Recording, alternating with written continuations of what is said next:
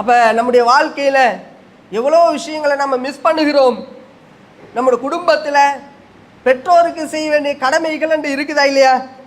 அந்த பெற்றோருக்கு செய்கின்ற கடமைகளை நம்ம சரியாக செய்கிறோமா? ஆனால் அதை அலட்சியம் பண்ணுறோமா இல்லையா? பெற்றோருடைய கடமை பெற்றோரை பராமரிக்கின்ற விஷயத்தில் நாம் அத்தனை பேர் அலட்சியமாக இருக்கிறோம். ஆனால் நபிகள் நாயகம் ஸல்லல்லாஹு அலைஹி வஸல்லம் அவர்களிடம் ஒரு நபித்தோழர் வருகிறார். அவர் வந்து கேட்கிறார், ஐயா நபி அல்லாஹ், அல்லாஹ்வுடைய நபியே, ஐயுல் அமாலி அக்ரபு இலல் ஜன்னதி, அமல்களில் சிறந்த அமல் எது? அது எப்படிப்பட்ட அமலாக இருக்கணும்? சொர்க்கத்துக்கு நெருக்குகின்ற அமல், சொர்க்கத்துக்கு எங்களை அழைத்து செல்லக்கூடிய, நெருக்கமாக ஏற்படுத்தக்கூடிய அந்த அமல் எது என்று ரசூலுல்லாஹ்ட்ட கேட்கிறார். அப்ப நபிகள் நாயகம் ஸல்லல்லாஹு அலைஹி வஸல்லம் அவர்கள் சொல்கிறார்கள், அஸ்ஸலாத்து அலா வக்திஹா, தொழுகையை அதற்குரிய நேரத்தில் தொழுவதாகும் என்று சொல். இது ஆன்மீகம். பிறகு சொல்கிறார்கள், பிர்ருல் வாலிதைன், உங்களுடைய பெற்றோருக்கு உபகாரம் செய்வதாகும். பிறகு சொல்கிறார்கள், அல் ஜிஹாது ஃபீ சபீலில்லாஹ், அல்லாஹ்வுடைய பாதையிலே ஜிஹாது செய்வதாகும். மூன்றாவது கேட்டகரி. ஜிஹாது செய்கிறத மூன்றாவது இடத்துல ரசூலை வைக்கிறாங்கண்டா, அவன் ஃபர்ஸ்ட் தொழுக, ரெண்டாவது பெற்றோருக்கு உபகாரம் செய்கிறது. அது அற்பமாக கருதாதீங்க. அப்போ பெற்றோருக்கு நாங்கள் இன்றைக்கு உபகாரம் செய்கிறோமா? பெற்றோருக்கு செய்ய வேண்டிய கடமைகளை செய்கிறோமா?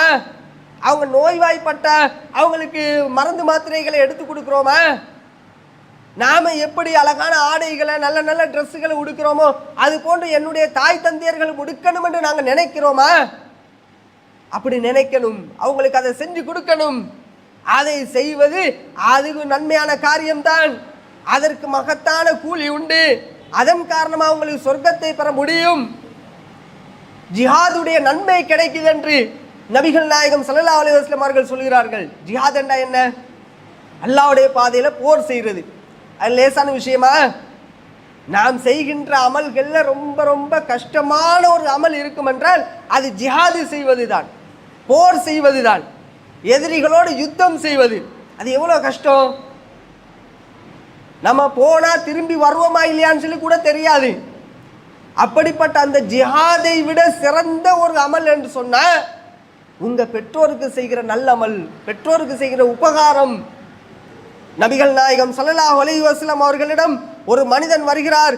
அவர் வந்து சொல்கிறார், அல்லாஹ்வின் தூதரே, யுத்த காலத்துக்கு நானும் வருவேன், என்னுடைய பேரை குறிச்சிக்கங்க. யுத்த காலத்துக்காக வேண்டி நபித்தோழர்கள் தயாராகிறாங்க, ரசூலுல்லாஹ்வும் தயாராகிறாங்க. அப்போ ஒரு மனிதன் வந்து சொல்கிறார், அல்லாஹ்வுடைய தூதரே, என்னுடைய பேரை மார்க் பண்ணிக்கங்க, நானும் வருகிறேன் என்று சொல்கிறார். அப்போ நபிகள் நாயகம் ஸல்லல்லாஹு அலைஹி வஸல்லம் அவர்கள் கேட்கிறார்கள், அஹய்யு வாலிதாக்க, உனக்கு பெற்றோர்கள் இருக்கிறாங்களா? உன் பெற்றோர்கள் உயிரோடு இருக்கிறாங்களா? ரசூலை கேட்குறாங்க. ஆம் யா ரசூலல்லாஹ், உயிரோடு தான் இருக்கிறாங்க.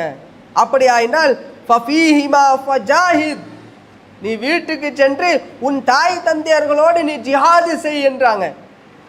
ரசூலை இலக்கியமாக பேசுகிறாங்க. ஜிஹாது செய்கிறண்டா அவங்களோட சண்டை பிடிங்கன்ற அர்த்தம் கிடையாது.